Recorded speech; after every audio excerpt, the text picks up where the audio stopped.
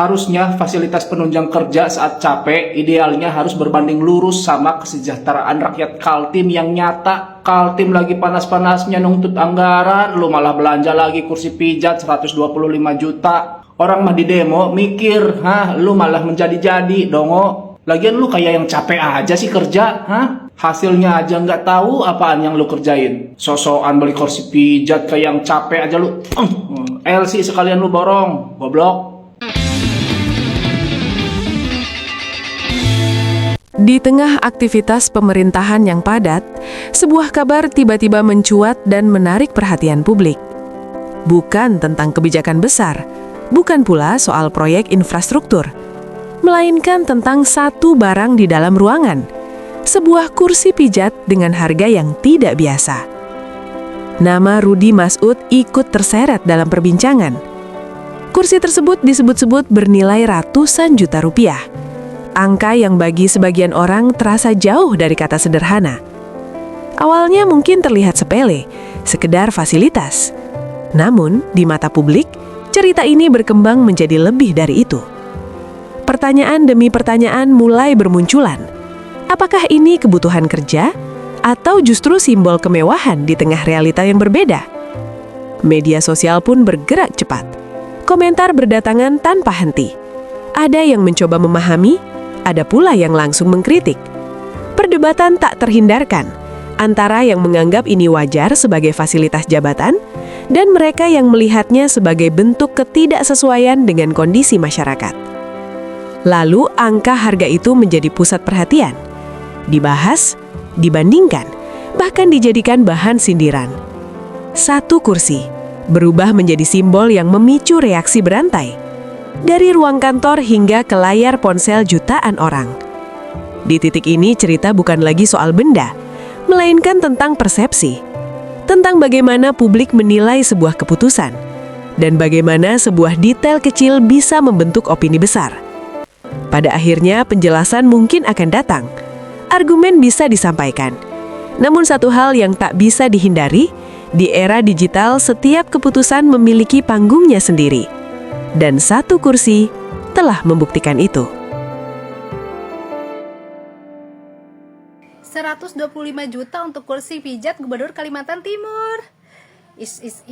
Ingat, hanya 125 juta. Udah, nggak usah berisik masyarakat Indonesia. Masyarakat Indonesia itu kaya-kaya, rezekinya lancar, banyak, makanya bayar pajak mahal juga bisa mampu kebeli 125 juta cuman buat kursi pijat gubernur mah. Jangan pada berisik ya, tidak fantas, gak apa-apa. Karena bapak ini tuh sudah bekerja untuk rakyat. Perginya katanya sebelum matahari terbit, dan ketika matahari terbenam belum tentu sudah pulang ke rumah. Jadi benar-benar super sibuk ini bapak ya. Terus juga bapaknya suka menyetir sendiri sampai ribuan kilometer, katanya ya, perjalanan jauh. Jadi ditambah jalanannya di Kalimantan itu, aduh, medannya luar biasa ya, susah lewatin jalannya juga, pasti gujelak-gijelak, mobilnya goyang dompret. Kalau mobil goyang dompret tahu sendiri ke badan teh jadi pegel-pegel, capek, butuh kursi pijat ya. Jangan disamain sama bapak KDM mah sering olahraga ya, sering jalan kaki, sering sepedahan, sering motoran ya. Terus jalan kaki dalam keadaan berpuasa juga sering, puasa Senin Kemis bapak aing mah. Jadi jangan disamain sama bapak KDM. Gak semua gubernur punya pola hidup yang sama, jadi harus maklum. Udah, sekarang mah kita harus rajin bekerja ya, banyak-banyak berdoa sama Allah supaya rezeki kita lancar, biar kita lancar bayar pajak buat kesejahteraan para pejabat. Guys, pantesan ini gubernur Kaltim di demo guys. Coba di dalam kantornya itu nyediain kursi pijat guys, yang harganya itu 159 juta guys. Aduh, ini kursinya guys nih. Aduh, tuh kan kursi pijat guys. Gimana nggak enak guys ya. Aduh, marwah. Kesian dari gubernurnya, jalannya bawa mobil sendiri. Ya kan? Kursi pijat 125 juta, katanya kesian gubernurnya nyetir berpuluh-puluh kilo, terus butuh rileks, butuh apa, itu belinya pakai dana pajak. Gini Pak, Kalau bapak merasa capek, kasihan, siapa suruh bapak jadi gubernur? Kan kita juga nggak nyuruh bapak yang nyalonin, bapak yang jadi gubernur. Bahkan kemarin loh Pak, demo tuh besar-besaran, berarti kinerja bapak tuh kurang bagus. Banyak banget yang demo. Kalau rakyat Pak, rakyat negara Konoha ini sampai demo, berarti emang tata cara kerja Anda tuh kurang pecus. Apa yang bisa Anda lakukan? Memperbaiki. Kalau kritikan awal sudah dapat kritikan, itu memperbaiki. Ini sampai kritikan kedua alias demo besar, berarti harus apa? Bapak mundur. Bapak tahu kan kalau di luar negeri, anggota DPR atau apapun yang meeting ketiduran aja, mereka langsung mundurkan diri. Mereka nggak tunggu permintaan maaf. Mereka minta maaf of course yang pertama, tapi mereka mundurkan diri. Ini bapak udah di demo besar-besaran masih ngomong kursinya harga 125 juta, kursi pijet, bangun cuman kantor habis 25 miliar. Minta mobil dinas 8,5. Bapak nggak mikir itu loh Pak. Bocah yang video berikutnya, mereka mau sekolah Pak, mereka setiap hari seperti itu. Bapak menjabat berapa sih? 5 tahun ya. Seandainya masa jabatan bapak sekarang ini baru 1 tahun, bapak baru 1 tahun rasanya itu bocah-bocah Pak. Mereka SD 6 tahun mereka harus merasakan yang terjal seperti itu. Kalau sampai mereka jatuh Pak, ya nggak tahu, bapak duduk di mobil. Kalau bapak capek, bapak bisa turun di jalan, ngafe, kayak makan, kayak apa. Kayak mereka nggak bisa Pak. Mereka nyeberangi jembatan yang segitu menyedihkan, mereka masih jalan kaki. Untuk apa Pak? Ke sekolah, mereka biar belajar, mereka biar pintar. Kalau bapak coba apa? Kalau udah ada demo besar gini Pak, harusnya bapak tuh gak usah keluar-keluar, saya capek ini, udah bapak ngundurin diri. Itu yang paling penting Pak. Yang paling penting tuh ngundurin diri, nggak usah harus sampai dimaki-maki. Karena apa? Ya udah, di sini tuh mau demo besar, mau ada saling membunuh, mereka nggak peduli. Karena apa? Jabatan itu lebih penting daripada suara rakyat. Karena apa? Ya mungkin modalnya urung balik guys, kan butuh tuh ya kan. Nah, aku dengar bapak juga orang kaya ya. Kalau bapak orang kaya, kenapa masih menjabat lagi? No Pak, blusuan. Cari tahu, bukan pidatonya pakai bayar orang bikin naskah sampai 80 juta. 80 juta Pak, itu kalau buat bangun jembatan atau jalan mending Pak. Seenggaknya beberapa meter ada perbaikan. Apa yang menjadi rakyat pro kontra seperti ini Pak? Yang pertama katanya jalanan. Tapi bapak malah mentingin mau ganti mobil yang lebih bagus biar enak nyaman daripada benerin jalanan ya kan. Yang kedua, 25 miliar itu Pak ya kan. Kalau seandainya bangunnya biasa aja, selayaknya kantor, yang penting ada kursinya, ada AC-nya, udah cukup Pak. Emang mereka mau duduk telosoran nginep di situ, jungker balik di situ, makan, pesta, karaoke, kelas di situ. Itu kan tempat untuk kerja, bukan untuk tempat leha-leha. Nah, harusnya dengerin dari pertama kali bapak udah dikritik itu, benerin mana yang harus dibenerin. Survei Pak, turun. Bapak juga bisa kok bayar super berapa sih Pak super? Bisa ngambil uang pajak rakyat. Bayar super 5 juta sebulan, gaji super kalau nggak salah 5 juta ya guys, tolong koreksi. Tuh suruh nyetir bapak, nah turun tuh blusuan Pak, blusuan, lihat jalan yang mana yang harus diperbaiki. Lihat tuh sekolah-sekolahan Pak, karena apa? Sekolahan itu penting Pak, perbaiki sekolah-sekolah yang rusak, yang jebol, kenapa? Itu buat masa depan generasi kita Pak. Oh ya, saya lupa, di Konoha kan rakyat jelata biasa atau nggak ada koneksi ya guys ya, itu nggak bisa menjabat, harus dari kakak, adik, ini ya kayak itu loh guys, dinasti keluarga. Kalau nggak dinasti keluarga harus ada orang-orang yang udah kenalan lah. Kalau nggak kalian nggak bisa jabat. Makanya sebenarnya di luar sana di Konoha ini banyak banget generasi muda ataupun orang yang cerdas, pinter, jujur, tapi mereka nggak ada kesempatan untuk ngejabat karena ya di Konoha ini kayak tadi ya kan.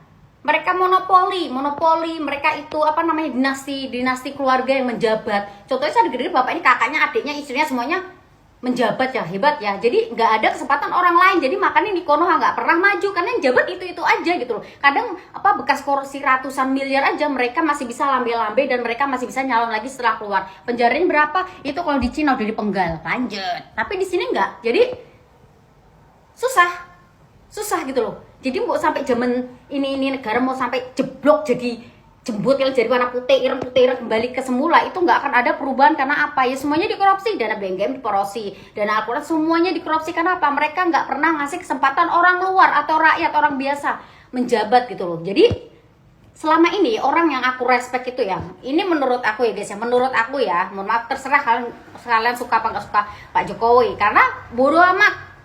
Kalian nggak ngerasain kalau aku pulang Lampung tuh nggak ada tol, harus muter-muter jauh, jalannya parah dan bahaya banget. Sekarang udah ada tol, saya cepat loh. Ya Pak, satu lagi nih Pak, saya dari Jakarta ke Lampung pulang saya nyetir mobil Pak sendirian, boleh berapa jam itu Pak? Emang sih nyebrang tapi nyetir sendiri. Saya nggak komplain Pak, wah saya capek nih, saya nyetir berapa ini ke keluarga saya. Karena apa?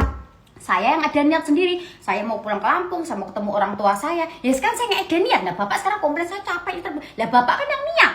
yang mau menjabat. Kalau bapak nggak nih, bapak komplain capek butuh ini itu ya bapak nggak usah menjabat. Penting pak, ngundurin diri itu paling penting, paling bagus. Kayak saya ini, saya nggak perlu saya nyetir berjauh-jauh terus saya nyampe rumah saya ngoceh-ngoceh orang tua saya, orang saya niat pulang ke Lampung. Nah seperti itu pak, jadi jangan pakai lah. Lanjut. Nah terus apa namanya ya itu tadi Pak Jokowi saya suka karena dia suka belusukan whatever. Contoh Papua ada perubahan kan, ada jalanan, ada air, seenggaknya ada perubahan guys di zaman dibanding sebelumnya mana ada sampai sana ya kan. Walaupun ada yang nggak suka, namanya orang itu kas, walaupun kalian baik itu pasti ada yang nggak suka sama kalian apapun itu. Karena aku bukan keluarga Pak Jokowi, aku bukan, nggak ada koneksi hubungan apapun, kenapa harus mendukung dia? Ibaratnya kamu ini ya ini enggak, saya suka karena menurut saya ya udah kerjanya nyata gitu. Jalan tol semua Jakarta Jawa semua ada tol. Coba kalian pada komplain gimana tuh tol bisa masih pada nikmatin. Kalau nggak suka orangnya jangan lewat situ, lewat terbang aja naik pesawat, simple. Terus kedua siapa ya, Pak KDM aku suka karena apa, dia tuh suka membantu rakyat, dia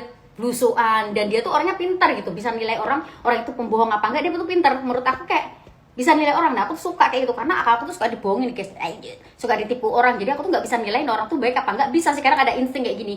Cuma Pak KDM tuh pintar cara interview orang, ini aku suka banget sama dia. Jadi suka aja gitu loh. Jadi bukan apa ini guys ya, kamu ini ya kamu nih, no, aku nggak ada hubungan sama orang-orang yang aku sebut tadi. Aku bukan keluarga, aku bukan saudara, aku bukan siapa. Tapi menurut aku yang aku udah alami, yang aku udah nikmat tuh ya semuanya ada perubahan. Contoh BPJS juga ada dari Pak Jokowi. Jadi that's it, kayak gitu loh. Jadi orang tuh kayak lebih legowo pak. Kalau seandainya udah banyak sampai di demo seperti itu, berarti mungkin itu udah keterlaluan. Mungkin bapaknya udah dikasih tahu dari pertama nggak ada perubahan, harus gimana cara memperbaiki. Nah kalau sampai di demo kayak gitu, bukannya duduk baca naskah bayar 50 juta, bapak turun langsung ngomong ke mereka apa yang perlu saya perbaiki. Kalau seandainya bapak nggak ngerti, nggak mudeng piye caranya, nah bapak turun tuh ngomong sama mereka, aku harus gimana kalau nggak ngerti caranya. Siapa tahu rakyat ngasih tahu bahwa ini nah gitu. Namanya orang kan mungkin ada juga gasnya yang dong, yang nyambung, ada juga yang enggak perlu dikasih tahu. Mungkin perlu dikasih tahu, jadi turun, bukan bikin naskah di belakang kamera kayak gitu. Mana bayar 80 juta pak, itu buat benerin sekolah yang bobrok itu mending, buat benerin jalan tuh udah mending. Untuk pemeliharaan hutan-hutan yang rusak itu mending sih pak, ya kan. Ini aku nggak perlu siapa-siapa ya guys, orang tersebut yang aku sebut tuh bukan aku saudara mereka, bukannya antek-antek ya, no. Karena menurut aku ya aku menikmati tuh jalan tol, menikmati BPJS, menikmati dari Pak Jokowi gitu, menurut aku ya. Jadi kayak keluarga aku tuh sakit-sakitan ya, sekarang ada BPJS ketolong guys. Bapakku, mamaku termasuk ke rumah sakit 2 hari 3 hari, 2 malam 3 hari, aku harus bayar 5-4 juta guys. Itu aku harus bayar. Sekarang kan BPJS free gitu, gratis gitu. Kalau menolong banget menurut aku kan. Jadi apa yang perlu diprotes gitu kan. Tapi emang wajar sih hidup guys. Kalian baik, kalian gak pernah nyenggol orang aja, masih akan ada banyak orang yang benci sama kalian. Apalagi salam damai. Anggaran kursi pijat 125 juta, alasannya kasihan, gubernurnya capek, bahkan sampai nyetir sendiri. Gue mau nanya nih ya, kita rakyat gimana? Naik kereta desek-desekan tiap hari, lari-lari biar gak ketinggalan kereta. Kadang badan tuh harus didorong dulu biar pintu bisa nutup saking penuhnya. Berdiri lama, gerah, lepek, itu udah makanan kita sehari-hari. Kita juga gak dapet tuh fasilitas mobil, rumah, atau kenyamanan kayak gitu. Dan lu digaji dari uang rakyat. Jadi kalau alasannya capek, kita juga capek. Pejabat itu pelayan rakyat. Masa pelayan lebih enak hidupnya dari rakyat? Ada. Kursi pijat di rumah Gubernur Kaltim seharga 125 juta. Alasan beliau membeli ini karena beliau setiap kali kunjungan selalu nyetir sendiri dengan perjalanan ribuan kilo. Gokil. Gubernur nyetir sendiri ribuan kilo. Wah. Sumpah ya, baru kali ini ada gubernur kerjaannya klarifikasi terus. Belanja-belanja yang tidak masuk akal, anggaran-anggaran yang dibuang-buang tidak masuk akal, selalu diklarifikasi. Maksud gua, ente cobalah beli barang-barang tuh yang secukupnya aja. Kan pakai uang negara. Kenapa harus yang up terus gitu loh? Kursi pijat banyak loh yang murah, Pak. Emang Bapak gak pernah gitu lihat kursi-kursi pijat merek lain yang lebih affordable gitu, kayak Advance misalnya? Itu kalau kita lihat di situs resminya, Advance itu yang paling mahal aja 36 juta loh Pak. Nggak nyampe 30%-nya yang Bapak beli loh. Kalau Bapak memang pengennya dipijat aja, kan nggak harus yang mahal banget. Kalau yang mahal banget gitu, itu niatnya bukan pijat Pak, pamer. Udah pamer pakai uang negara lagi. Lagian, gue patut mempertanyakan nih, kalau Bapak bisa nyetir sendiri mobil Bapak sampai ribuan kilo, bukannya dari pemerintahan itu sudah menyediakan supir? Balik lagi ke kursi pijatnya ya. Emang kenapa kalau kursi pijat merek Advance Bapak nggak mau? Takut diejek gitu? Masa Gubernur Kaltim kursi pijatnya merek Advance? Emang kenapa? Bagus loh Advance itu ya. Ini gue nggak di-endorse ya, tapi kalau Advance mau masuk boleh lah. Sudahlah Pak, sekarang tuh jadi gubernur yang bener-bener aja gitu. Nggak usah sibuk mikirin marwah. Sampai ke kursi pijat pun ente masih mikirin marwah loh. Kerja aja yang benar, fokus kepada keperluan rakyat dan keinginan rakyat. Masa Bapak nggak malu gitu masuk media terus gara-gara hal-hal kayak gini? Karena rakyat Kaltim memilih Bapak, mereka berharap Bapak bisa merubah hidup mereka menjadi lebih baik. Bukan hanya menjaga marwah Bapak. Gubernur Kaltim minta kursi pijat seharga 125 juta. Pakai uang negara. Mantap. Gue pikir ini cuma berita bohong karena rasanya nggak mungkin ada pemimpin daerah masukin kursi pijat ke anggaran pemerintah. Tapi ternyata dibenarkan langsung sama Gubernur Kaltim. Katanya itu dibutuhkan karena dia sering perjalanan jauh, nyetir ribuan kilometer sendiri, berangkat sebelum matahari terbit, pulang setelah matahari tenggelam. Emang iya ya? Nggak percaya gue. Masalahnya Pak, kalau emang bener kayak gitu, banyak rakyat juga hidup kayak gitu tiap hari. Ada yang subuh udah berangkat kerja, naik motor kehujanan, panas-panasan di jalan, pulang malam, besok ngulang lagi, gitu terus. Bedanya mereka capek tanpa minta-minta uang rakyat. Minta kursi pijat ratusan juta itu nggak ada empatinya sama sekali Pak. Di saat banyak rakyat lagi mikirin cicilan, nyari kerja, malah muncul anggaran buat kursi pijat mewah. Dan yang bikin orang makin kesel, ini bukan uang pribadi, ini uang negara, uang rakyat. Rakyat tuh nggak nuntut pemimpin harus hidup susah kok, tapi minimal punya rasa peka. Karena kalau pejabat mulai merasa fasilitas mewah itu kebutuhan, sementara rakyat tiap hari dipaksa bertahan hidup dengan seadanya, ya wajar kalau rakyat marah Pak. Presiden udah nyuruh efisiensi, Gubernur Kaltim malah seenaknya. Minta renov rumah 25M lah, minta mobil 8,5M lah, sampai disinggung Pak Prabowo loh. Pemerintah daerah dia beli mobil dinas gubernur berapa? 8M. Emang masih kurang ya Pak? Keluarga besar kan udah punya kursi masing-masing di Kalimantan Timur. Nih ya, kalau Gubernur Kaltim ini masih bisa menjabat sampai akhir masa jabatannya, ini orang keren sih, tak tersentuh. PP apa? Pijat di kursi pijat seharga 125 juta. PP apa? Pakai anggaran negara. PP apa? Pak, enak ya. Pijit di kursi pijit, duit dari negara. PP apa? Pak, rakyatnya menderita, jalannya rusak, rakyat banyak yang miskin, rakyat banyak yang nganggur. Rakyat Kalimantan Timur, tolong dong ceritakan keluh kesah kalian, penderitaan kalian di Kalimantan, apa saja yang nggak beres, apa saja yang belum diberikan janji-janjinya oleh pemerintah, apa saja fasilitas yang tidak dibangun, apa saja bantuan yang tidak turun gitu ya. Ya. Karena pejabatnya, gubernurnya enak-enakan tuh pijat-pijatan. Ya. Kalau kalian kan kasihan, dipijat jalan, jalannya loncat-loncat karena jalannya masih batu, masih tanah gitu ya, kasihan ya Kalimantan Timur ya. PP apa? Nggak tahu lah P apa. Capek.